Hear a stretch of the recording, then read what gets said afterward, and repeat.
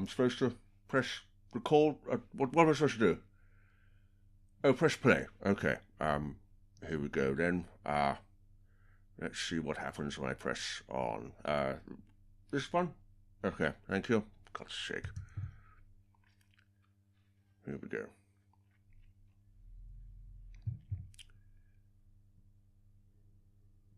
Okay, here we are then. Yes, my name is Hamilton Prickwillow. I played the Voord in this particular story, the Keys of Marinus. So this is episode 6, I understand. Because the reason I picked this one is because it's the one that brought me to the attention of Doctor Who producers. It was my first sort of role on the telly without playing a table, which I previously played in the Grove family. I played the dining room table in that particular series.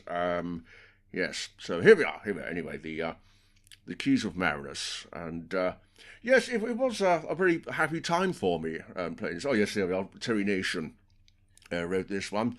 Here we are, the lovely Jacqueline Hill here. Great amount of respect for her as an actress, or actor, as you're supposed to say now. Yes, and also, what do we have here? It's Catherine Schofield, Sabitha. Yes, I really do quite like her, actually. You can see why, can't you? Yes. I can't remember where we're up to in this particular story, though. I think that we're... Is this where Chesterton's about to be executed or something? I can't remember. That's the problem with doing this sort of thing. You jump in midway or at the end of the story. There we are. There's William Russell there, actually. And I can't remember that chap's name in the background there. A very 60s-looking clock. Very 60s-looking clock there. I can't remember. I wish I could remember who he was. He looked rather wooden. Oh dear, shaking head acting. Could have just said no, really, rather than just shaking his head like that. Very poor. Very poor. Ah, here we are, back again. Yes, now, what was that guy's name? Robin Phillips. That was it, Robin Phillips. Yes, lovely chap, actually. Lovely chap. I think he went on to be a bit of a director himself, actually. I'm trying to remember. Was it John Gorrie actually directed this particular story? Yeah. Yes, I was a bit worried about him because he looked like a young Ian Ogilvy, yet to come to prominence. He looked like Ian Ogilvy. Yes, very alarmingly so, actually. One thing we were quite worried about, though, was his costume. As you can see there, it's looking a bit short. And all the way through, we were worried that any moment his little Robin might sort of peep out. And in fact, later on, I think in this particular story, there was a little bit of a mishap, which I'll go into as we reach that part. I think at this bit here, we're trying to figure out who the real murderer was. I really can't remember. Was it her? Oh, I don't know. I really don't know. I'd say I wasn't involved in this particular part too much because I was walking round the stage, really, or back, in the scenes, behind the scenes, rather say, just sort of walking around in rubber, which was very uncomfortable. I think I've said so before. A very uncomfortable thing to do. It was very, very but just hot under the lights, and everything just filled up with sweat, really. Very uncomfortable. I've never been in rubber in front of the camera again. Never.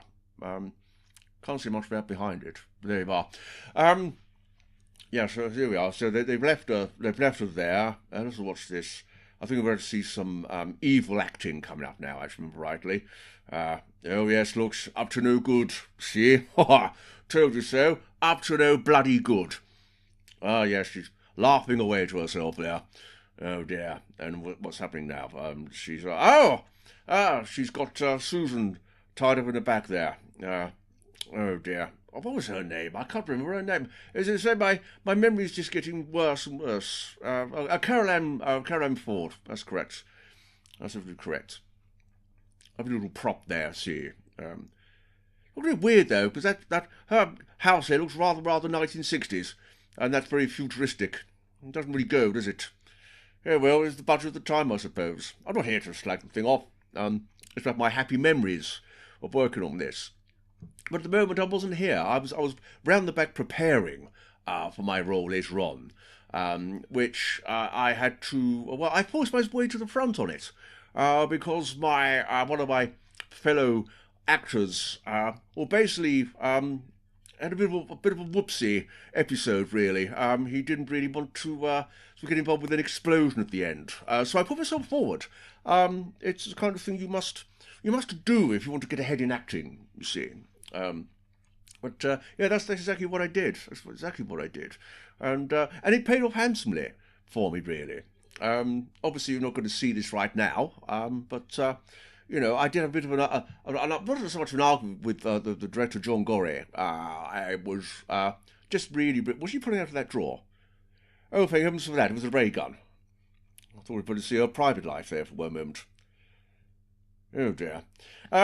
Yes, so as I was saying, John Gorey, I did have a few words with him later on when I did sort of force my way to the front to take over the scene, and well, I'll come on to that a bit later there. But oh dear, yes, there are action. Some bit of action here. See, no need for stuntmen there. You see, they did all their own work. Very, very impressive. Very impressive. Is the Doctor actually in this episode? Ah, here he is. Here he is. Here's William Hartnell himself. And also Donald Pickering. Ah, yes, good old Donald. Yes, lovely man. Difficult to get to know, though. He didn't sort of join in with sort of afterwards in the BBC bar. He really wouldn't sort of get drinking or anything. But it's because Donald Pickering liked pickling, actually. Yes, he loved to pickle things. That's what he did behind the scenes, really. Yes, we never really got to know, but he did sort of, as parting gifts at the end, was jars of pickled onions for the entire cast. Yes. Never had a gift like that before, or since, actually, like that. Pickles. But there you are. Each to their own, I suppose, each to their own. But a fine actor. Did seem to go a bit typecast, though. I think he was always played a bad guy. I can't remember if he plays a bad guy in this or not, actually. I don't know. But he seemed a rather nice chap there. Oh dear. Futuristic Formica. I suppose he was back then. Don't know. Ah, here we are, William. Yes, now, as I say, William Hartnell, he was the one who gave me the encouragement to push myself forward at the end. Because, he said, he told me I would go far. And I believe I have, actually. I have gone far in the world of monster acting. I was always the go-to person for it, and this was the episode that sort of pushed me to the front and brought me to the attention of Verity Lambert, actually, who I have a lot to thank her for. I really do. As much as William Hartnell. Strange, he had his own little funny little ways as well, but a very interesting chap. Very interesting chap, actually. Really don't know what I would have done without him, to be honest. Here we are. He played stern and kind at the same time. He really did. Yes, really did like it. I had a lot of time for all of them. Actually, they were very, very welcoming to me as I was going to say an extra, I suppose, a little bit of an extra. But yes, I can't remember this man's name here. I seem to recall I didn't get on very well with him. Very standoffish. Very standoffish. I think he took his role a bit too seriously. What was he? The investigator or something? I don't know. No, I didn't get on with him at all. Just everyone else I did, just not him. No, didn't click with him at all. Maybe that's why I can't remember the damn man's name. Can't remember. Never mind. We'll get there eventually. Here we go. This is what I love about William Hartnell, you see. Little one was serious, then he was sort of mischievous and like an imp, really, like a little imp around the set. Yes, there we go. Look, impish. There we are, you see. Impish. Still looking at that very 60s clock there. I can't think why he's dressed up like that, William Russell. I don't know. Is it his pyjamas? I think he's wearing pyjamas. Oh, what's going on here? Now you see they're trying to entrap the the bad man of the piece, the real murderer, I think we'll find. The absolute murderer. Yeah, it's a bounder and a cat. Wonder who it could be, I wonder. Yes. I think any moment now someone's going to pop up and we'll see some action, I think. Again, no stuntman involved. The actors did all their own work in this particular scene. Very well done. And I think you'll see at the end why I do my own work as well, when stuntmen should have been called for. But no, this is how we get ahead in the game, you see. This is how we get ahead. It really is. Ah, here we go. It's a bit of a struggle. Bit of a struggle. Here we go. Here we go. Oh dear. What's the order? Ah, the hooded man. One who's behind the hood. I see Hardman looking sinister there. Impish to sinister. Oh my God, it's Donald Pickering again. Yeah. I'm surprised the smell of pickles didn't give him away. Ah, one of the keys of Marinus. I was beginning to wonder if we were going to see one of these. Hidden inside that, what's it called, a mace. Lethal-looking weapon it was, too. There's a real weight behind it, actually, but it was a very well-made prop, to be honest. Well-made prop. Again, this fellow, I didn't get on with him at all. No, I took an instant dislike to him. I have now, actually. Don't know who he is. No idea. Ah, I see a little bit of history lesson there. Pyro. No idea who it is. But Pyro. There you are. Pyro. Something to do with skepticism. Here we go. Such a warm, genuine sort of relationship between the cast members here. It really is. It really is. Very happy time I had. They, as I say, they made me feel very, very welcome. They brought me lots of drinks in the bar afterwards. And yes, it was, you know, a very, very nice, free and easy time at the BBC. Yes, it did smell of tweed and tobacco, but it was the world that it was then, back in the early 1960s. It took a long time for the BBC to come out of that, if I'm perfectly honest with you, but it was a world I felt at home in, if I'm perfectly honest. It really was. I don't think I would get on very well at the BBC in these current times. I really don't. No. Less said about that, the better, I think. Here we go. Nice little in-camera effect here.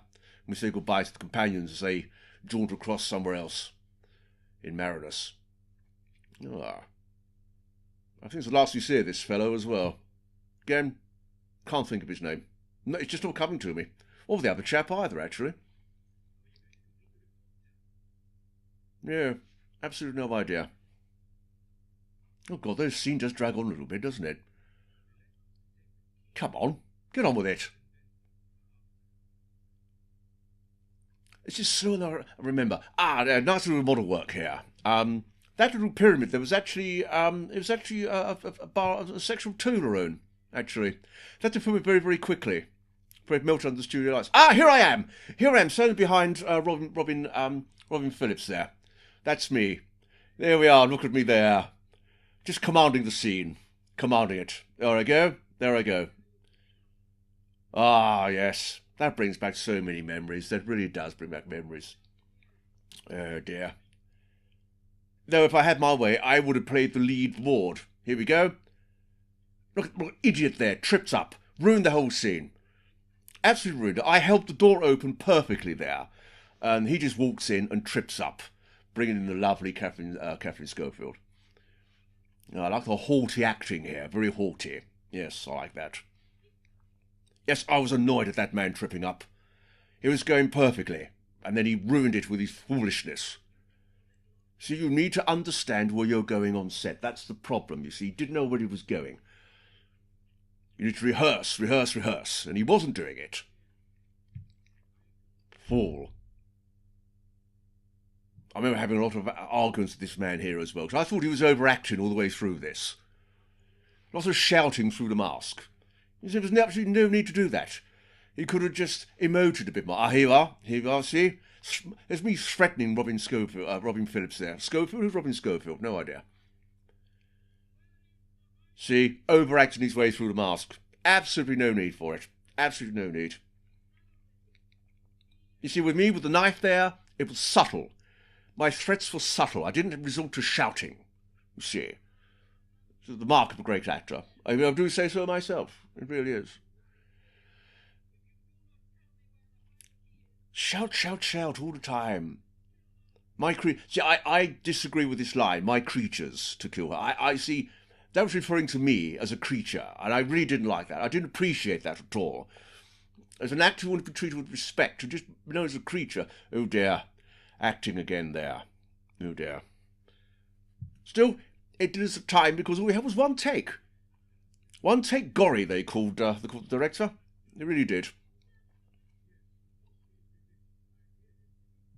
So there's a few Billy fluffs coming up now, I think. The more they gave William to do, the more he fluffed it. But I think they gave it its charm, actually. That's what gave it the charm. So I remember that set as well. Very confined. Very hot as well. Even hotter in my rubber. It really was. Very, very hot. So I do like the scenes between these two as well. I really do. Ah, some more keys from Marinus. There we go. See, again, overacting his way through it. You see, now that wasn't actually my voice. They actually dubbed me in there. Never did understand why. That's one of the arguments I had with John Gorrie afterwards. Yes, he dubbed me in an ADR afterwards. I don't know why. Now I feel how Dave Prowse felt, playing the now dearly departed Dave Prowse in Star Wars, actually.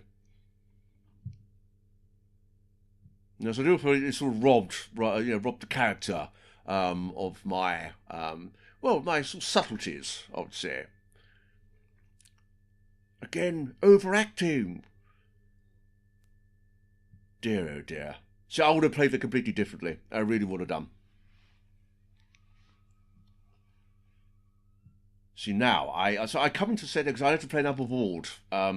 Here we go. See, threatening. You see, now, no stuntman involved. That was me. That was me being knocked on the head there by William Hartnell.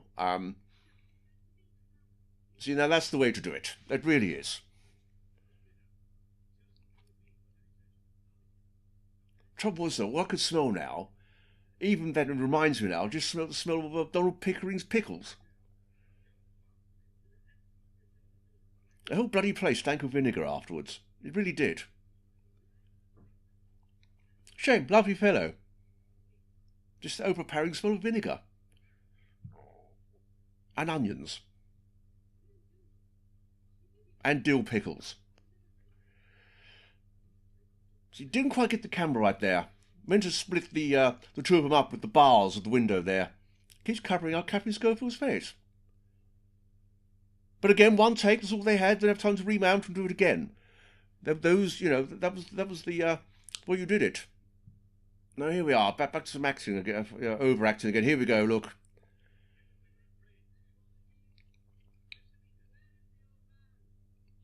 See? Shouting.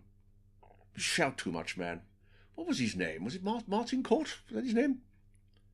So, of course, here you see he's playing a dual role here. He's meant to be playing the wonderful actor George Coulouris, who I sort of met on a few occasions after this. We never reacted again after this. I think I appeared with him earlier on in the story, George Coulouris. Of course, he gets bumped off rather early in this tale.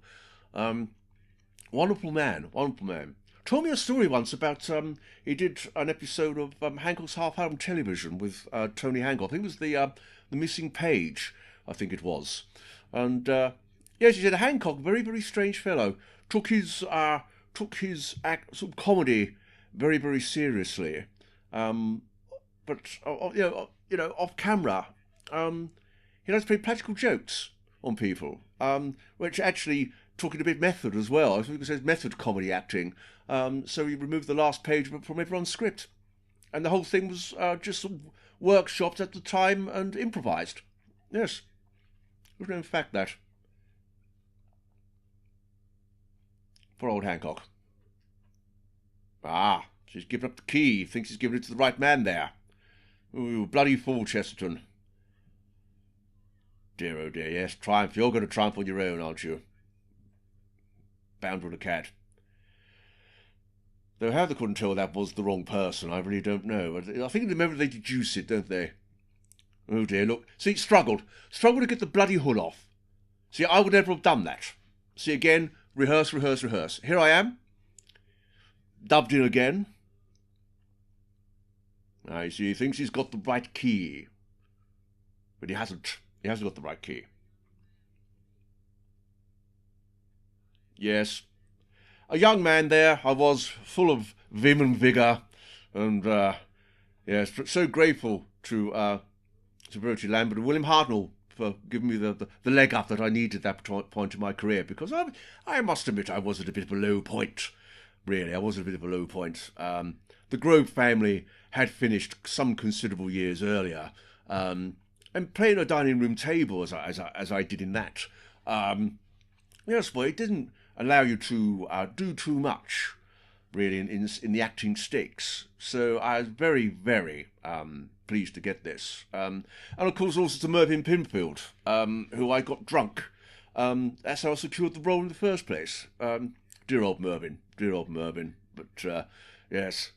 Oh, rip-roaringly drunk we got, actually. Lord Wreath was furious. Absolutely furious.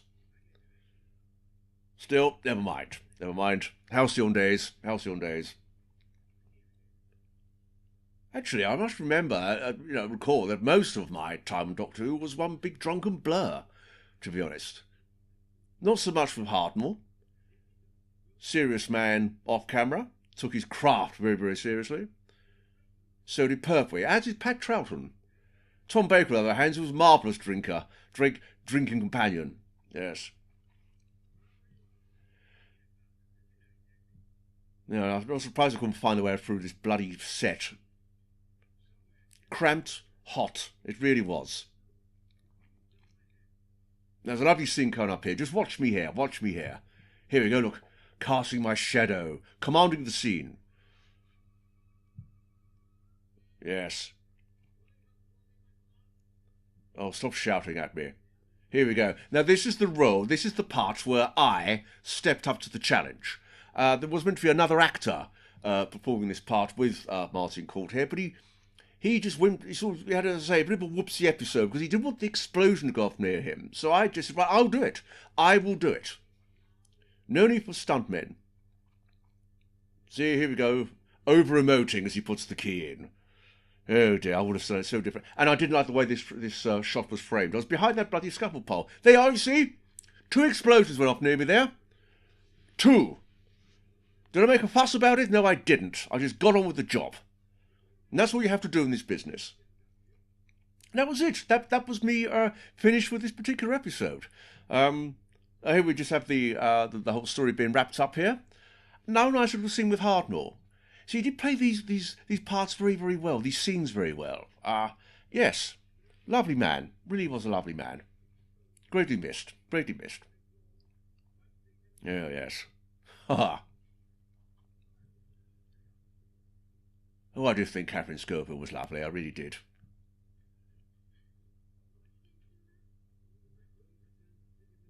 Now, I did actually forget to mention earlier on, when they were being released from their prison cell, they had to frame the shot because one of Robin Phillips' testicles actually popped out of his costume. So all the other actors had to, because they couldn't mount it again, all the other actors had to stand round him to shield his exposed plum. Most unfortunate. Karen Ford couldn't take her eyes off it. Donald Pickering wanted to pickle it. There we go. Now we say goodbye to them now. Say goodbye to them.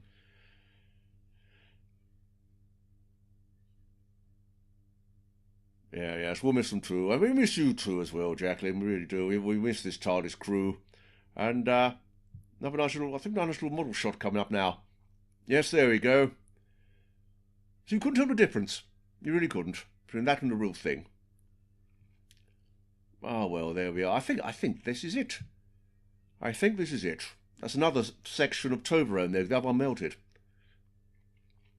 Oh, Temple of Evil. I wasn't in that one. No idea what that one's about. Wasn't it? Ah, well, there you are. Yes, brought back some very happy memories there. Of sort of filming against really sort of, how can I put, yes, very difficult circumstances. I think you'll find actually very difficult circumstances, but yeah, very enjoyable, very very enjoyable. Really like that. Really like that indeed. There we go. Daphne Dare, there you are, the wonderful Daphne Dare who came up with those marvellous costumes. Dear Daphne, as I said, never put me in rubber in front of the camera again. What should I say, behind the camera. Well, we had some fun times. Yes, we did. And wonderful Verity Lambert there. There we are. John Gorry. Directed by John Gorry. Well, there you are then. Has that me done? Can I have a drink now? Oh, wonderful. Fantastic.